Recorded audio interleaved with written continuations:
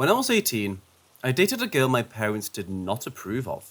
And because of this, I ended up moving out of my house and living in my car.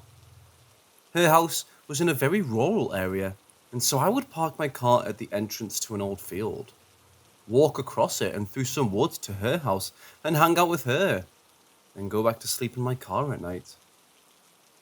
This went on for several weeks. I never felt scared traversing the woods or the field at night. At first, as my girlfriend's dogs would follow me the whole way and then return home. But then came the night I reached my car, and the dogs hadn't followed me. I could faintly make out in the distance to the north the sound of drums. They were like tribal drums, the kind you hear in films during a ceremony or ritual, a slow and steady beating. As I stood by my car listening, trying to identify what was happening, the realization hit me. About a mile or so to the north was located a cult on a dead-end road I had heard about as a young teen. I don't know what they were into exactly, but talk in my primary school had been of animal sacrifices and your typical creepy goings-on. My mind immediately seized upon that as the obvious answer. They were doing some kind of ritual, and the sound was carrying through the thick woods that separated them from me. I got in my car and tried to get some sleep. A few hours later, I awoke to the sound of growling and something hitting my car from underneath. I had no clue what it was. Dogs, coyotes. But after that happened, I was much more on edge crossing the woods in the field at night. I heard the drums almost every night after that. Then one night, after climbing in my car, I looked out the windshield and saw a human shadow figure standing in the field I had just crossed. The form silhouetted against the lighter night sky. I was startled, but assumed it was my girlfriend's stepfather, who otherwise didn't know I was camping out there. Thinking he followed me and my gig was up, I turned on my headlights to light up the field and face him, but when I did, the field was empty. I was so shaken by this that I drove away and slept in the parking lot of a county church. It wasn't long before I came to my senses and got away from that girl. That ended my experiences for a while. About a year later, however, I began attending a church about 30 miles away. I found out that the youth pastor actually lived about a mile north of where I had those experiences. In fact, the youth pastor lived on the dead-end road where the cult was located. When I found out, I asked her if she had ever experienced anything paranormal from the cult. She told me the cult had actually been gone for about a decade, and she had moved onto the streets a few years after they had left.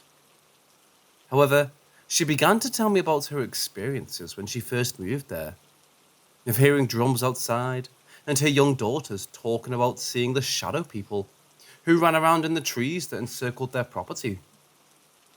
I couldn't believe what I was hearing, because it clarified and verified what I had experienced. She then told me she had done some research on the history of the area and learned it had been frequented by Native American tribes due to a fresh spring nearby. So what I assumed to be a cult was a paranormal event, somehow connected to them, I believe. Sometime later, I dated a girl who lived about 2 miles south of where I had my experience. When I brought up what happened to me, the youth pastor's explanation of her experiences at home, my girlfriend freaked out, telling me that her mother would sometimes take a bottle of alcohol out into the woods, only to come back hours later drunk and insisting that she had been, in her own words, dancing with the Indians. We broke up not long after, but one night she called me, terrified, asking me to come over because she was being attacked by an unseen entity that was shoving her around in her room. I drove over and gave her some inspirational music to put on. She asked me to stay until she fell asleep. As I sat there while she lay in bed, a shadow form appeared in her room, floating up near the ceiling in a corner and emanating darkness like it was glowing black. Somehow, I boldly faced it and prayed silently for it to go away, and in moments, it just vanished. Then she spoke up. I thought she was asleep, and asked if I had just been praying.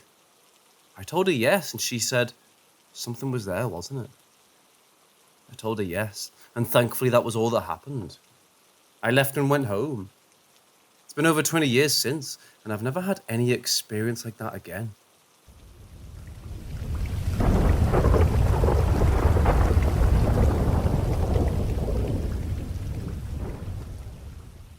I had a boss years ago with whom I was very close. We were of the same faith. He was even a minister in it. Furthermore, he had officiated at my wedding, and my RN wife had basically delivered his child when his wife's midwife was late to their home birth. We were thus quite close.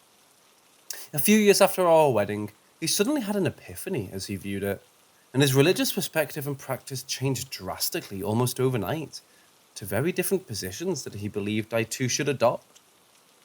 It caused strain in our entire relationship as he began to insult and mock my faith, even while I worked for him.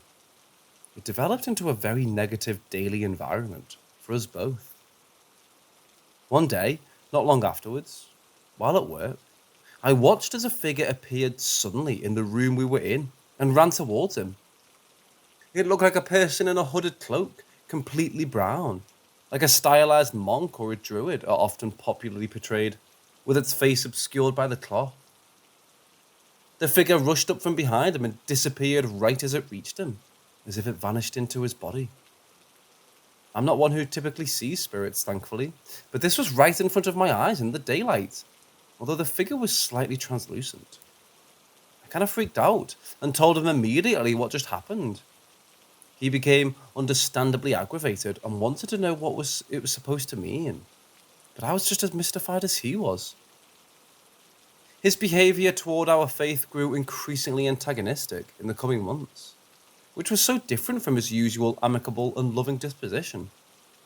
He believed I was somehow a heretic for not accepting the validity of his religious epiphany, and claimed that in a decade I would no longer even have any faith, as he zealously proclaimed the superiority of his own new religious views. The strangeness culminated when I called in one morning to let him know my grandfather was dying, and I was going to be with him that day as he passed. And he gave me the choice. Go say my goodbye to my grandpa and come on into work, or just quit right there. I couldn't believe he was forcing me to choose, but I made the right choice and thanked him over the phone for the opportunity to work for him. Said goodbye and went to be with my grandpa for his last moments. It's been over 10 years now, and I've seen him only one time since. Ironically, while I've increased my religious practice over the years, I found out that he has left the faith altogether and is no longer religious in any capacity. Many times, I've wondered if the robed figure I saw that day at work running into him was some kind of spirit of confusion or deception that took him further away from his established faith. I still mourn the loss of that beloved relationship.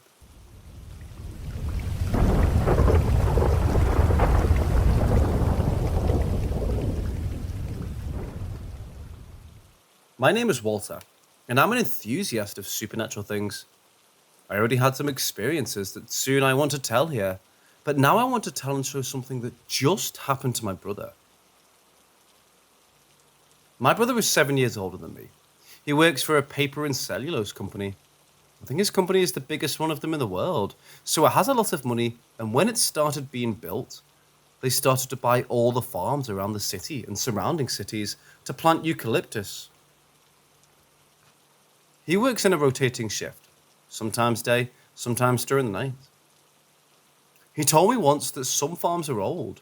They have cemeteries, and the eucalyptus plantation surrounds the cemetery, and sometimes he works at night close to it. He doesn't like to work close to the cemetery, but last week, he was working at night in one of the farms, very haunted, according to some of his friends that already saw some weird things. It was a crew of 4, 3 machine tractors, and 1 mechanic to support just in case one of the tractors broke down. Now let me say exactly what my brother said. He said he was working, and the mechanic was close to him inside the truck. My brother was watching him. He notices that he was acting weirdly. He was inside the truck, got off holding the cell phone, and started to walk straight behind the eucalyptus stacks that he could see on the picture. My brother said he wondered what was going on and thought he went behind the stack to the toilet. So my brother got off the tractor to talk to the mechanic, and he said to my brother that he was in the car when suddenly he saw someone walking. He focused his flashlight and saw the woman and took a picture. She kept walking, and the moment that my brother saw him walking, the guy said he put his cell phone to record and went after her, but she disappeared.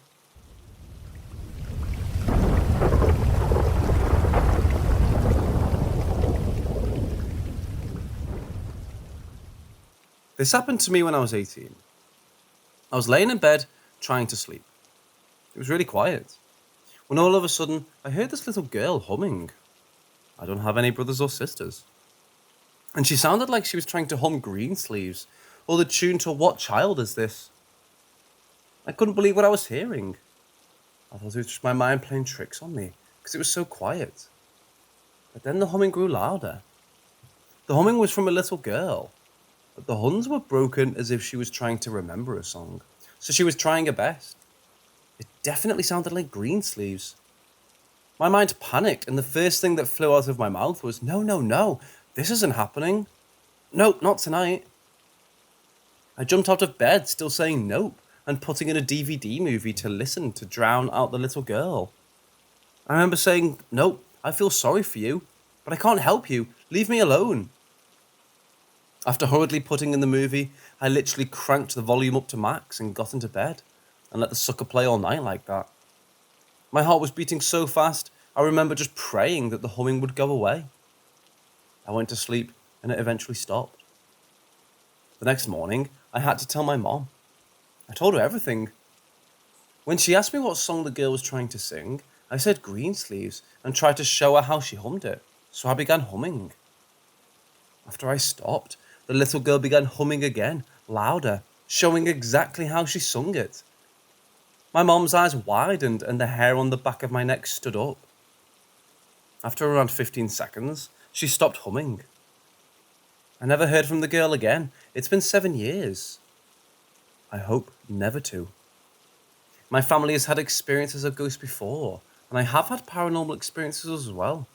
But this case was just terrifying because this ghost acknowledged me.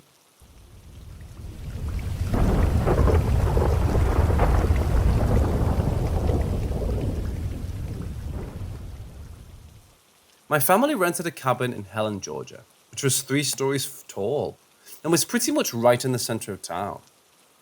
We stayed for a week, and about 3 days into our stay, weird things started to happen. My aunt and grandma started hearing things. They said they heard a little girl crying at night. I didn't pay much attention to it. 4 days into the trip, my aunts and mom are sitting on the couch, and they hear a girl say in a very distressed and breathy voice, "Mama!" My mom yelled for me. I was out on the porch of the cabin and asked if I hollered for her, which of course I didn't. My mom, grandma, and aunt were all scared. They were afraid to be left alone in any part of the cabin by themselves. I tried not to pay attention to it because we were on vacation. I wanted to have a good time hanging out at the cabin and wanted to have a good night's sleep. So thinking about ghosts just wasn't on my mind. Until that night. My husband and I had the top room of the cabin. We turned off the TV and went to sleep after a long day of walking around town. I woke up out of a dead sleep and I started hearing a girl cry. Small, moaning sobs. I went real quiet. Stopped breathing to hear if it was just my mind or my ears playing tricks on me, because I'm thinking it might be one of my family members' TVs playing. Nothing. The sound was definitely coming from inside the room. I went back in my mind about 6 years ago to when the ghost of a little girl started humming in my room. And the fear and panic of that experience flew over me again. I grabbed the smart TV's remote and turned it to some cartoon or movie and turned off the volume. Like, it was pretty loud. My husband turned over to complain how loud it was and asked me to turn it off. Absolutely not. I'm not turning it down or off. He got agitated and asked me why I had it so loud. I told him I'd explain in the morning. The sobs eventually died out over the sounds of the TV. The next day, I told my husband what happened and told him we only have 2 nights left. That I'm going to leave the TV on loud, so just get ready for it. I was afraid to hear the little girl cry again. To be honest, I was so upset about it. I was ready to just up and go home. So the next night passed and the TV was kept on and loud. Nothing that night except mine and my husband's ears hurting and a sleepless night. Last night was a doozy. I was so tired that I went straight to sleep and left my husband watching TV, but I asked him to please, before he went to sleep, to start a movie or whatever and keep the volume up. He promised, and I went to sleep. Then I woke up again out of a deep sleep to the sound of how quiet it was, and the panic shot through me. The TV wasn't on. I could swear on the Bible, but I think I could hear the little girl crying again. I looked at the TV, and it had on the screen something to do with playback issues. It was a smart TV with the Roku, so I was doing everything I could. The remote buttons wouldn't work, and I was freaking out. Like it wouldn't let me move out of the error screen. So I somehow had to restart the TV to get it to come back on and actually play something. And fiddling around with it for more than I would care to, it actually started up and let me scroll to a movie to play. And once again, the volume was turned up. I think whatever was in the cabin had something to do with trying to stop the TV playing. I was happy that this was our last night in the cabin.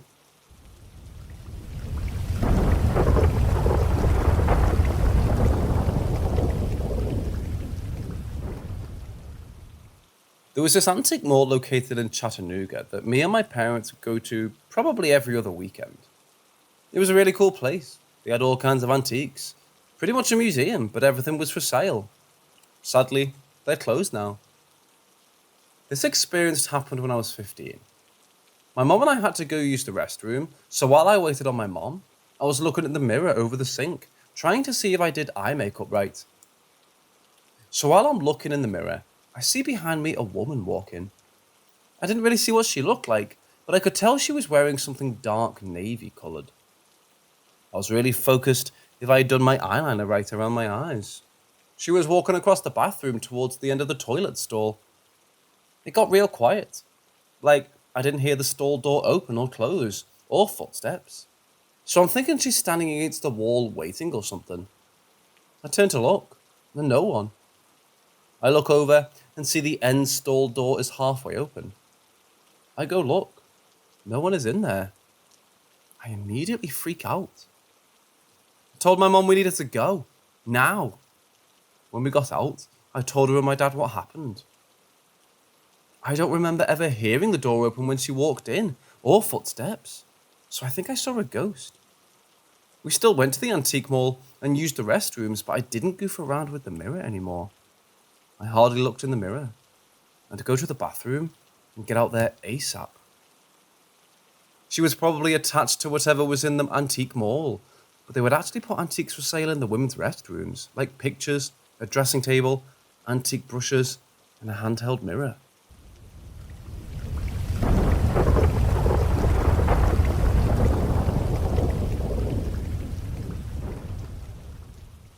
My grandma and her family used to live in a small area in Tennessee. Her parents, siblings, and she moved into an old farmhouse in the 50s. I asked her how old she thought the house was, but she said she didn't know that it was definitely old. In the night, they would hear a door open and shut in the house all night long, and the sound of a cat screeching. Finally, her daddy had enough and removed the hinges and replaced them with leather hinges to see if that would stop the door from opening and shutting. It didn't. It still kept going. Open, shutting, and the sound of a cat screeching. Also, under this house was enough room for her and her siblings to play underneath. Someone had tried to build a cellar, but never finished it to connect to the home. On the ground, every day they went down, they would find balls of long hair that looked greyish. Woman's hair. And underneath the hair was coins or change. They would just toss the hair and get the coins. Again, no explanation for this. One day, Grandma's mama got sick, so great-great-grandma came over to help with the kids and help her daughter.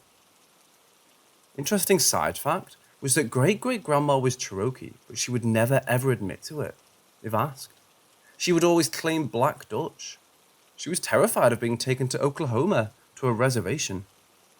Anyway, great great grandma only stayed one night and got ready to leave before the sun came up.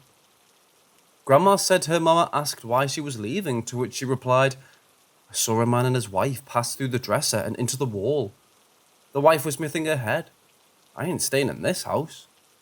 She left and never came back to the house. Across from the house where they lived, and across a road, was an open field. In the field was a large 3-story home, a rancher-type house.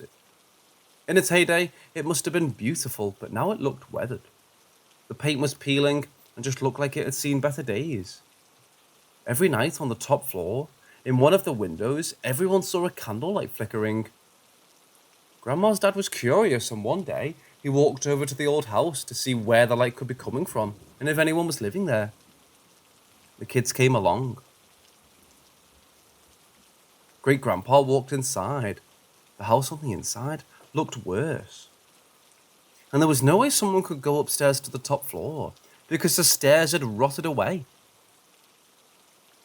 Meanwhile, Grandma's half-sister went to the cellar door of the old house and opened it. Down in the cellar was an old, tacky-looking man, and he looked up and said to her, "Come on in." Her sister slammed the door and ran. There were no steps that led into the cellar. I don't think they ever went back over to that house again. They stayed in their own house from when Grandma was 8 till she was 11, and the family moved.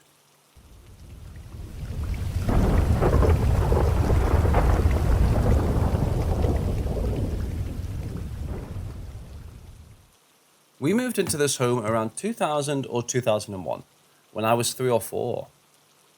Honestly, after moving in, it felt like our lives had gone downhill. I honestly believed there was something evil in that house.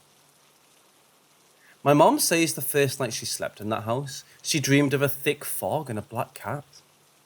She woke up and remembers telling Dad that they messed up buying the house. It gave her a feeling of dread.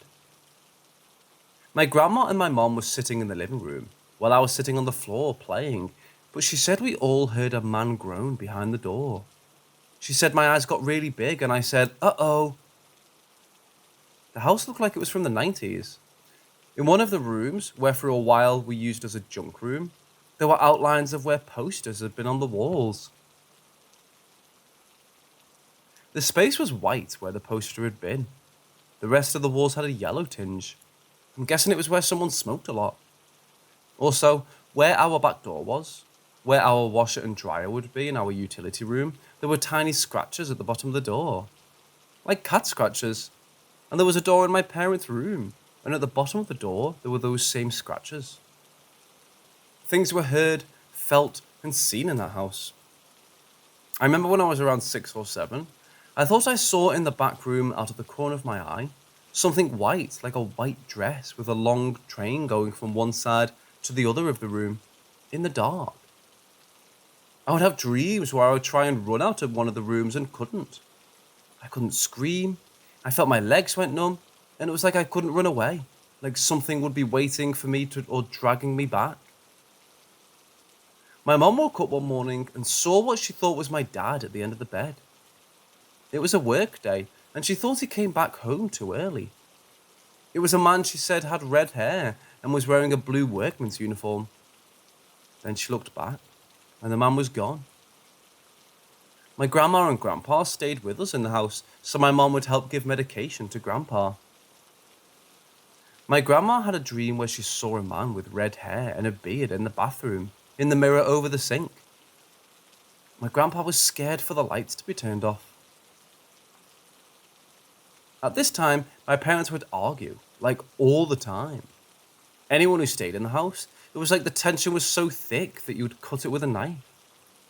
I was having problems of my own. I was depressed nearly all the time. I always felt like I was being watched, like there was always something just watching me. I'd look behind my shoulder, and of course, nothing. My grandma had felt one time something get into bed with her, the way she described it. It was like a big dog. She would kick it out of bed, and it would get back into bed with her. Kick it out, get back in, till it finally stopped.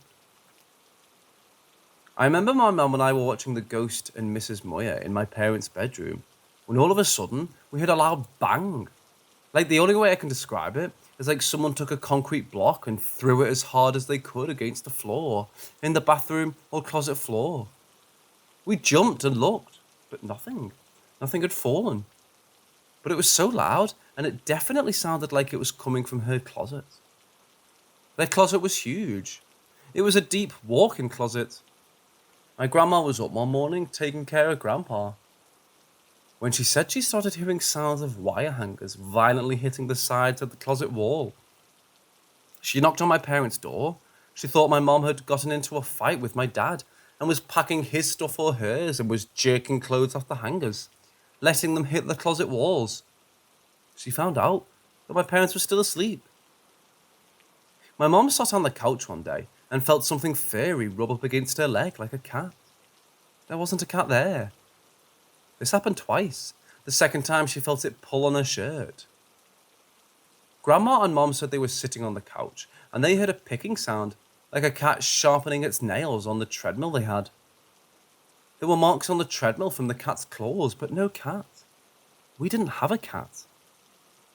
On Halloween, my mom would put a step mat we had for years, that when you stepped on it, a man's voice would say, "Happy Halloween!" It was a real cute step mat, purple with an orange pumpkin. It went off by itself, like someone stepped on it. She ripped out the voice box and step sensor mechanism. All I know is that we finally had enough and moved out when I was 8 or 9. My mom says she believes that there was a ghost of a cat there.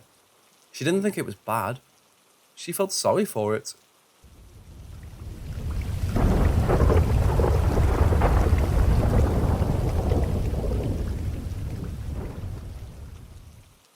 I can't sleep right now, and I figured I'd share my one and only potentially paranormal encounter. It happened when I was 15, about 6 or 7 years ago, when I finally grew old enough to become a counsellor at a summer camp I had attended annually for most of my childhood.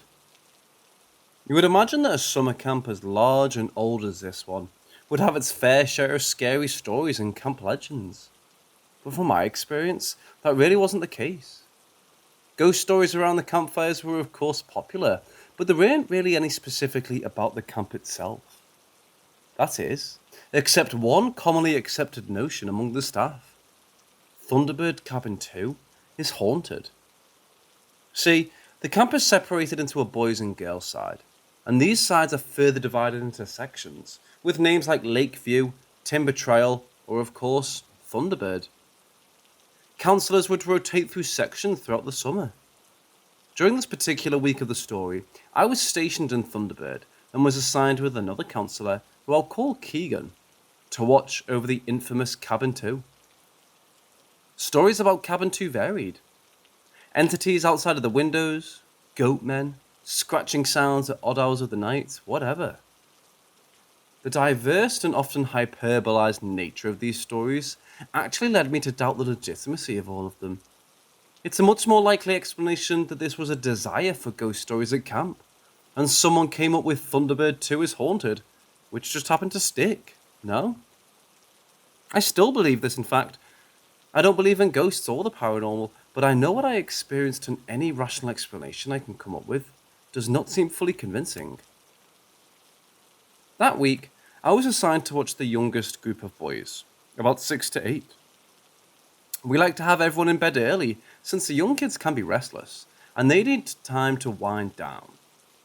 This particular night, things were going smoothly for Keegan and I. We'd gotten all of the kids seemingly asleep rather quickly. Being a little older, we would stay up and chat or read, and this night was no different. We both sat in Keegan's book, sharing a pair of earbuds and watching YouTube videos. It's important now to describe the layouts of a cabin in Thunderbird. They were simplistic, rectangular, raised wooden cabins. The inner perimeter was lined with bunk beds and housed around 20 to 30 campers and 2 counsellors. Small, high-set rectangular windows along all sides provide moderate moonlight at night. We're watching a video and all the kids are asleep. Dead quiet inside. You can barely hear the crackling of the dwindling campfire outside and the muffled, normal sounds of a Midwest forest at night. That is, until something disturbs the peace. The unmistakable sound of someone shaking in a sleeping bag breaks the silence.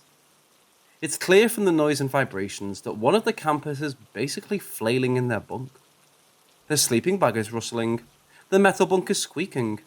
The sound of their body bouncing on the mattress makes a dull thumping. Keegan and I quickly take out the earbuds, pause for a moment to listen to the sound, and turn to each other with a concerned, "What the hell?" look on our faces. Initially, I'm actually worried a camper is having a seizure.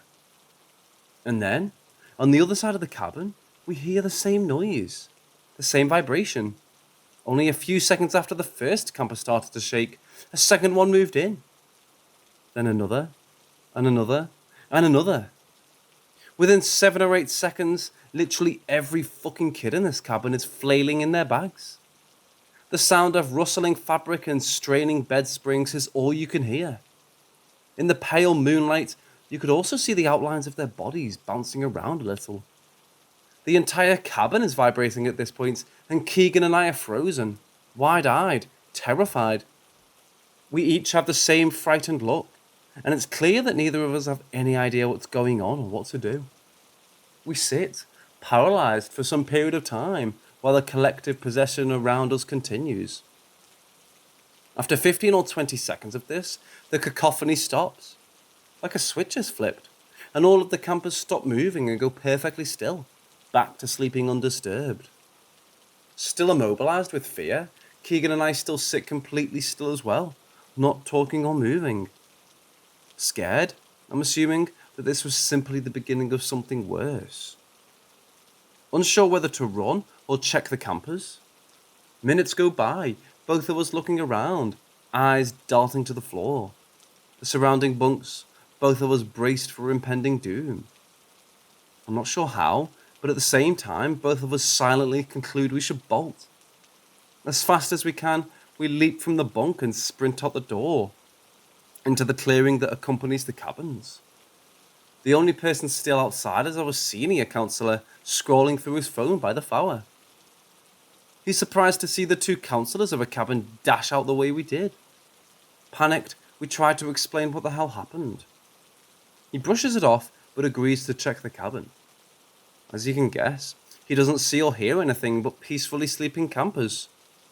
We reluctantly return to the cabin and get in our beds, still on high alert. I lay awake for some time, braced and waiting for something. But alas, I drift off at some point. Wouldn't you believe it? In the morning, none of the kids claimed to know anything about the night previous.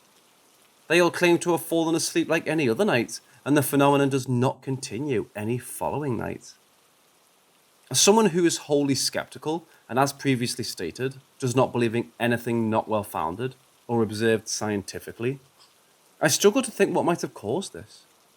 I want to think it was a prank, but I just don't think that a bunch of young children could coordinate something like this so well, or even more so, retain their innocence in that matter. If anyone has any similar stories, or even heard of anything that could cause this, I'm all ears.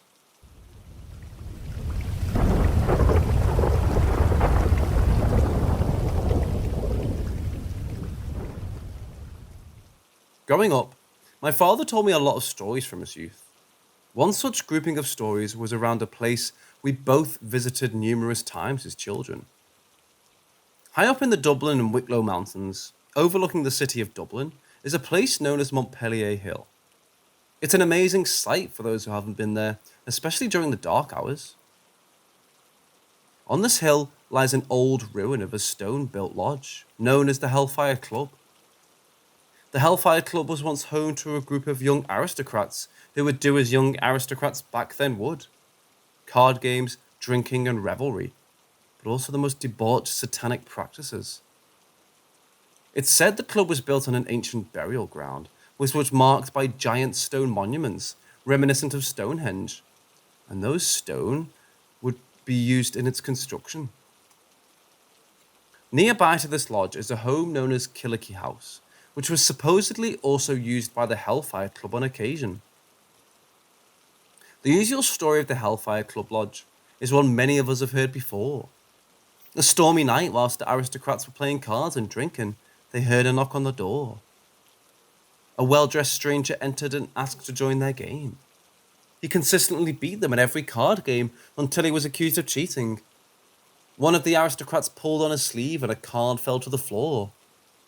As he looked under the card table to see where the card had landed, he found the stranger had 2 hooves for heat. In a puff of fire and smoke, the stranger disappeared. This is probably fiction, but other accounts point to it maybe having some truth. In the 1800s, Dublin was home to the biggest red light district in Europe. One night, a young prostitute visited the Hellfire Club, and it said she was murdered by being placed in an old wooden barrel that was set on fire and rolled down the steep hill in front of the Hellfire Club lodge. Her ghost is heard wailing through the adjacent forests and in the Hellfire Club itself during the month of October, around Halloween. A young dwarf boy is also said to have perished in this club. He was invited as a guest but sacrificed in a ritual by the young aristocrats, which also involved sacrificing black cats. To this day, the bones of sacrificed black cats are still found deep in the forests of the Wicklow Mountains, which many believe are still used by satanic cults. County Wicklow is the only Irish county with a very high rate of Protestants, whose families would link back to the lords and aristocrats of those days. In the early 1970s, during renovations of nearby Killicky House, the bones of a young dwarf boy were found alongside an effigy of a horned demon. During the renovations of this house, my father named 1 or 2 to his father's friends who were working there at this. They claimed they had seen a dog-sized black cat roaming the home with large burning red eyes. And when they stayed there overnight, as it was a tough journey back to Dublin City, locked doors would open by themselves constantly. They all left during the early hours of the morning as soon as dawn broke, as they couldn't find their way down the mountain during dark. Not a single one stayed to collect their wages or finish the job. The owners of this house had also seen the devilish black cat numerous times, but refused to move out. Months later, the family finally found a painter who would finish off the work of those who had left. On the day he began his work, the front door was locked behind him, in fear of someone burgling the home while he was there. Suddenly, the door burst open and a dark figure approached him, warning him that the door must always remain open, or there would be consequences. He didn't finish the job and hurried away from the house once the shadow had disappeared. He looked back and saw the shadow standing in the door, and in front of his eyes, he swore the figure turned into the giant black cat with devil eyes and started to laugh in a guttural voice as it watched him run from the home. Many years later, an Irish television crew went to the home to try to catch footage of the experiences at the home. They found nothing but that night a dark substance like oil poured down each wall inside. Soon after, a priest was called to bless the home and try to rid it of whatever haunted it. Since then, all apparitions stopped, and the family continued with their lives. A few years later, a group of young actors had stayed in the home as guests and decided to have a seance. During the seance, it said the home's pottery and paintings were ripped from shelves and walls and smashed by an unknown force. Many things materialized from thin air, including coins from past centuries and from far-off countries, along with the sightings of 2 nuns and the black cat. Later, a psychic would investigate the home and discover that the nuns were women who had participated in those satanic rituals of a century past. The painter, who last worked in the home, painted a picture of the black cat he had seen.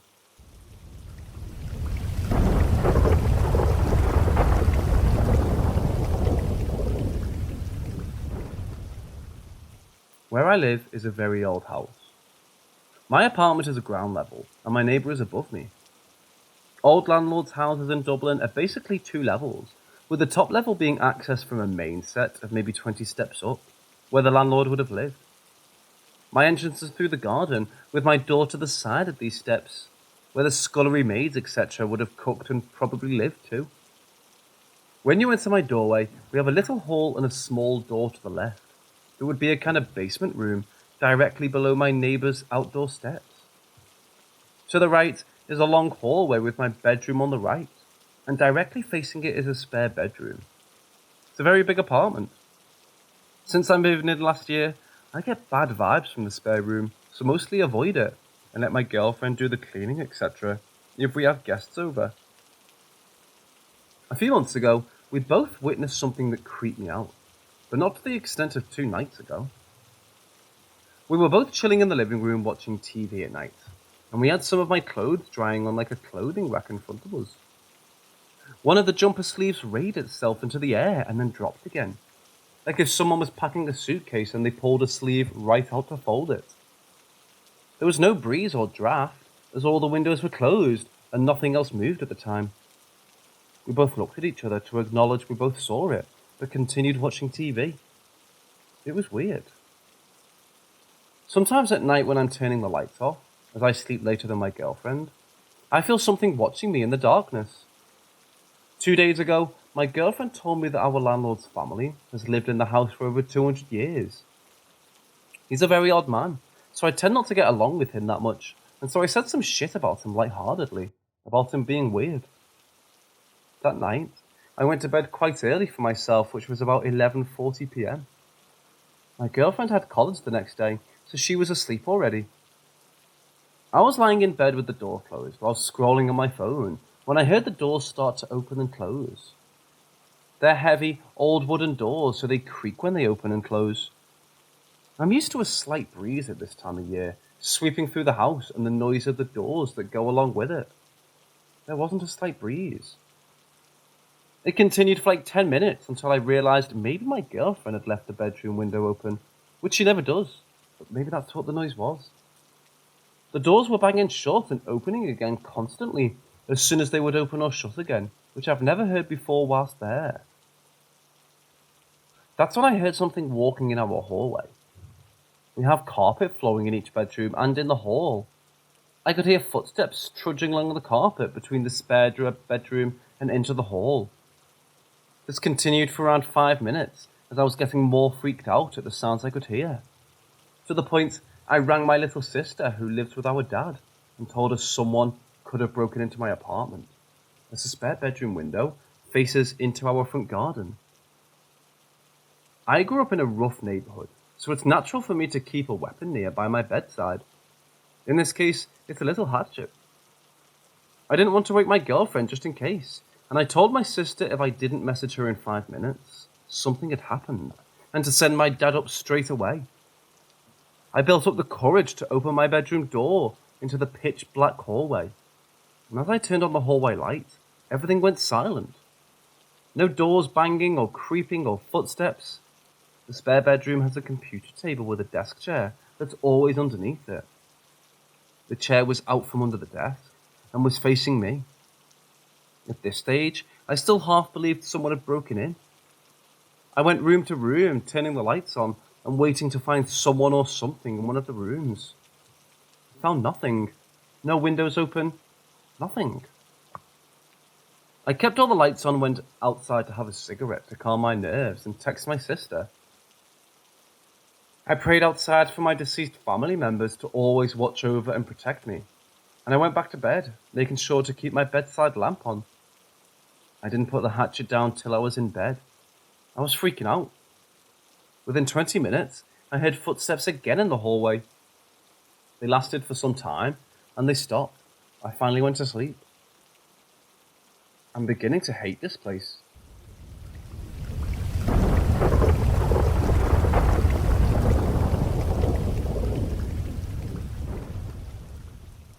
I live in an extremely old part of an old city in Ireland. A city which has seen uncountable bloodshed and war. To us locals, it's known as Dublin Town.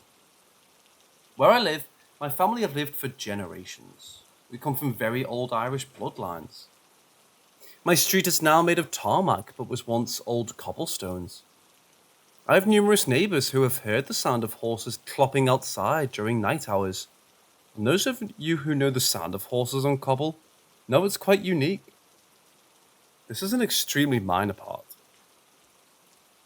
My great-grandfather lived at the top of an adjacent laneway to my house, in what we know as a tenement housing. One night, on his way home from work in the very early morning hours, he heard a low growl behind him. When he turned, he saw a large black dog with burning red eyes at the bottom of the lane. He ran to the door, facing down the lane, and proceeded to make his way up to his room, where his wife and children lived. His room faced the laneway and was 2 or 3 floors up. As he looked out the window, he saw the black, red-eyed dog sitting at the top of the lane, maybe 20 feet from his tenement door, staring at him. This dog is not a good Irish omen. My eldest aunt once saw what she thinks was the banshee as she walked home from a night of partying in the early 1980s. A woman dressed in white, combing her hair, and what sounds like an unnatural crying. She was sitting atop a 20-foot-high wall. My uncle, he's from a different country and is extremely pragmatic, was once driving through the countryside and swears he saw one of the little people sitting beside a bush. As a child myself and my 3 siblings, we shared the same bedroom. Sadly, when my mother was pregnant with my little sister, she was hit by a car, and my sister suffered some health problems when she was born. One night, when we were around 7 or 8 years old, I woke up to the sound of my little sister having a conversation in the pitch-black room. I slept in the top bunk bed and will never forget peering over and groggily asking her what she was doing. She was sitting on a chair and told me she was talking to our grandfather, sounding so excited. Our grandfather had passed away a few years earlier. That's when I realized my family was special. Due to the circumstances surrounding her birth, she wasn't meant to survive, but against all odds she did. When I was around 12, myself and my little brother, who was maybe 8 or 9, were alone in our bedroom. We had stayed up very late playing games, as young siblings usually do. Our bedroom was on the ground floor, and the window faced the same huge old slate wall my aunt had seen the banshee decades earlier when we heard it. I can't describe the exact sound, but it will forever be etched in my memory. I've heard all sorts of urban foxes fighting, wild cats fighting. It was an unnatural crying, sort of like a guttural, but also high-pitched screeching. The sound of a cat being mutilated on our windowsill. Both in terror, we froze, and my little brother, being a curious kid, wanted to look out. I stopped him and remembered what our father had told us. He asked me what it could be, maybe in the hopes that being the oldest brother, I'd have some sort of natural explanation. I dared not say it aloud, in fear she would hear us or come for us and whisper about our father's warning. It lasted what felt like hours, but may have just been a few minutes, and slowly made its way away from our house. The sound of it moving into the distance while still making that fear-inducing sound will never leave me. Shortly after, we got into bed beside each other, and both agreed we heard the banshee. Our father once warned us of a woman with long black hair covering her face. She'd wear a white dress and comb her hair. To those who came across her, she would appear to be crying and ask for help. If you speak to her or look at her face, you'll die, or one of your family will come to serious harm.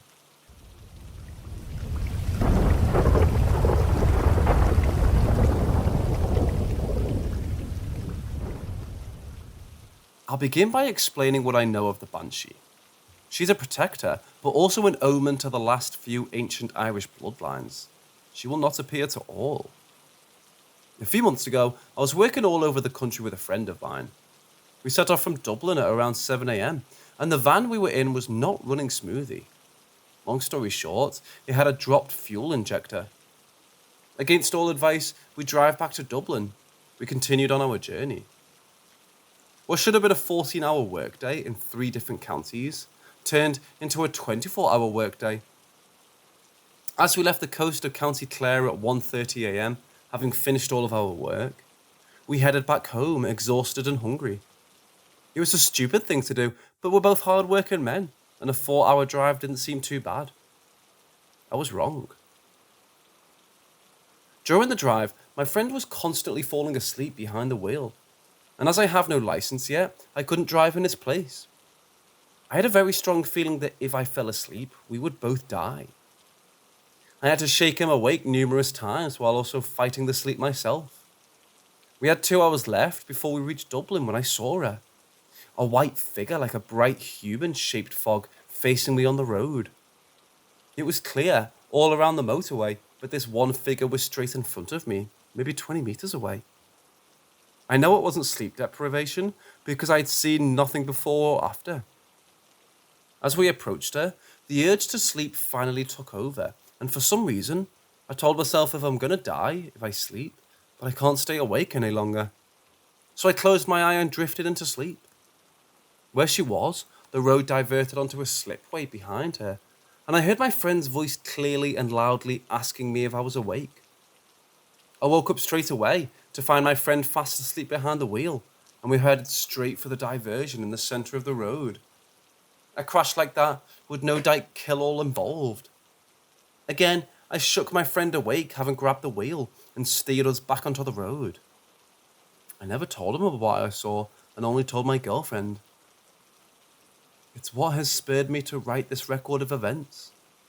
Since then, I cannot shake the feeling I was protected by the banshee or some spirit.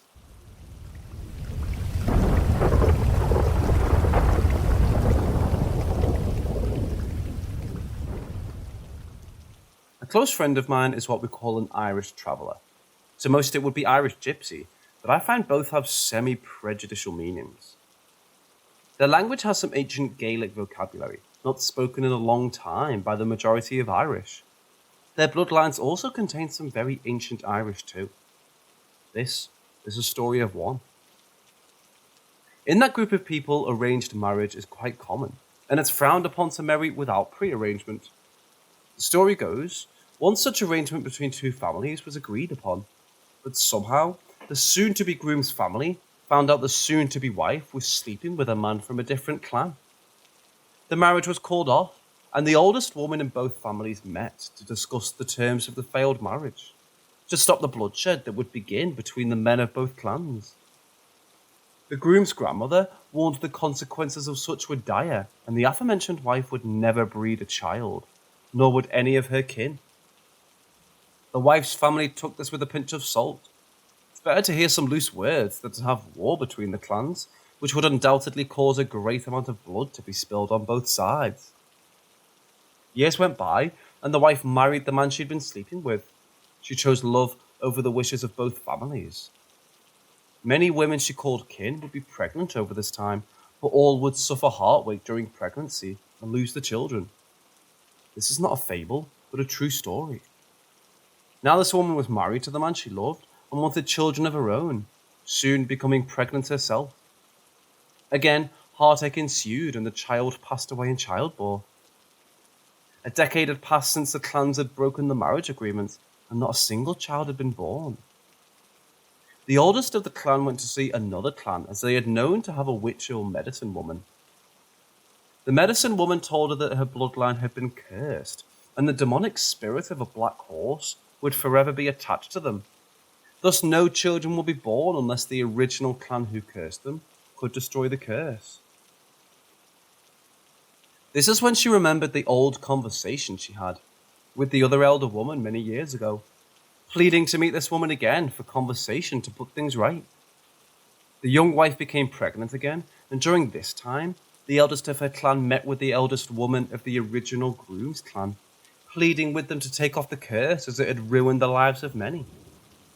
I'm not sure why or how, but they decided to destroy the curse, and the wife gave birth to a healthy child, the first to be born in a decade. My friend, who told me this, doesn't believe in ghosts or the like, but he knows these curses are real, and just named this as one of many examples.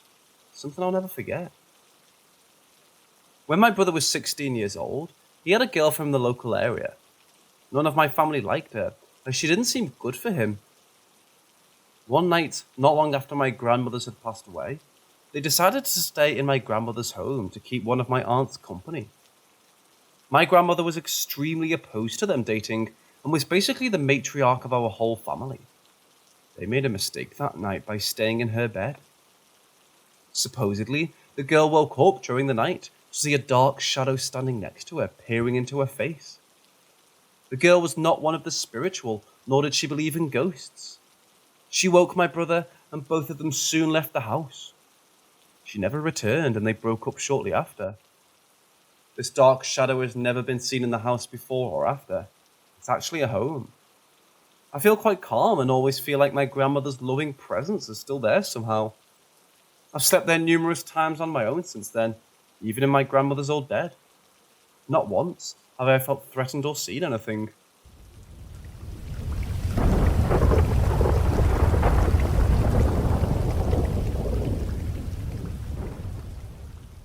This happened to me approximately 15 years ago. I've tried to rationalize what happened to me so many times over the years and convince myself it never happened or that I was dreaming. But each time I do that, I keep coming back to how well I remember things about that day. I remember exactly what I was wearing. I remember the exact feel of the chilly breeze against my skin that day. And I remember the feeling of the cold stone step I was sitting on. I've never remembered a dream with such clarity. I had a bad childhood. Grew up very poor. When this happened, I was about 17 years old. Between 4 or 5 p.m. on an autumn evening, and I just had one of my many huge arguments with my grandmother and my brother. I'd left the house in anger and sat down on the step outside to get away from them. Pretty much as soon as I sat down, I looked up into the sky above the houses opposite where I lived, and I saw this huge black thing silently hovering overhead. I've tried and tried over the years to be able to describe it better than a thing, but I just can't. I've tried drawing it, and again, I just can't seem to get it right. You know how a stealth aircraft has lots of angles to it? That's the closest thing I can compare it to. Except it looked like no human aircraft I've ever seen. It looked as if it had windows on the front, and I definitely got the impression that just as I was staring at it transfixed, whoever or whatever was inside this thing was scrutinizing me as it hovered motionless and silent in the sky above me. I've no idea how long I stared at it for.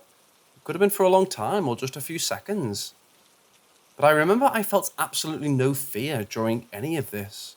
Only a sense of astonishment at what I was seeing and wondering if anyone else was seeing what I was. I don't remember seeing any other people on the street at the time, nor any vehicles passing.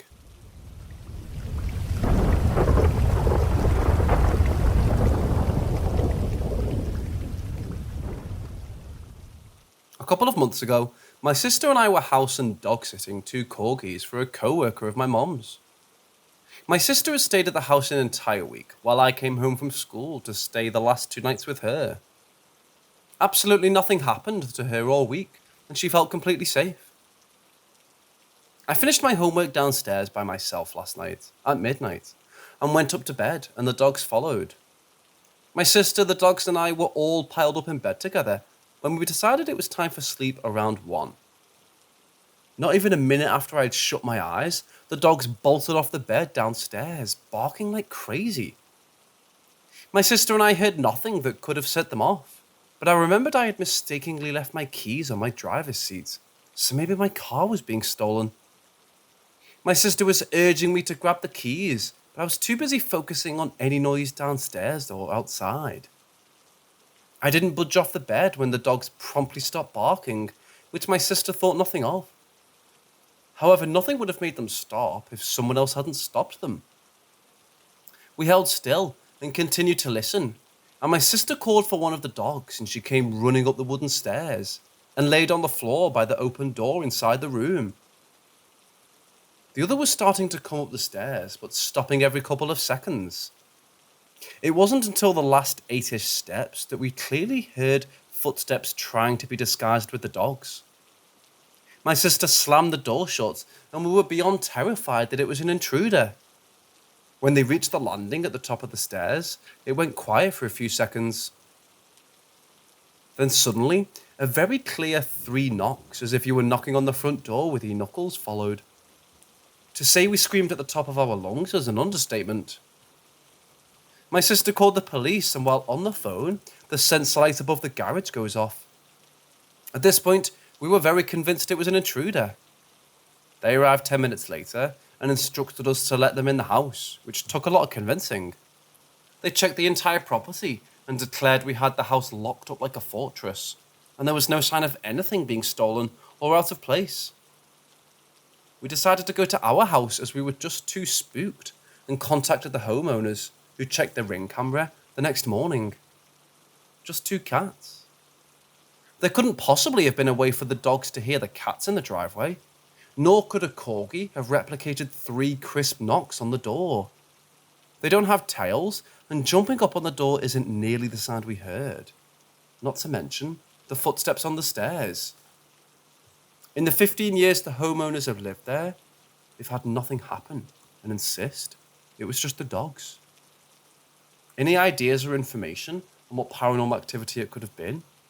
Or what 3 knocks could have signified?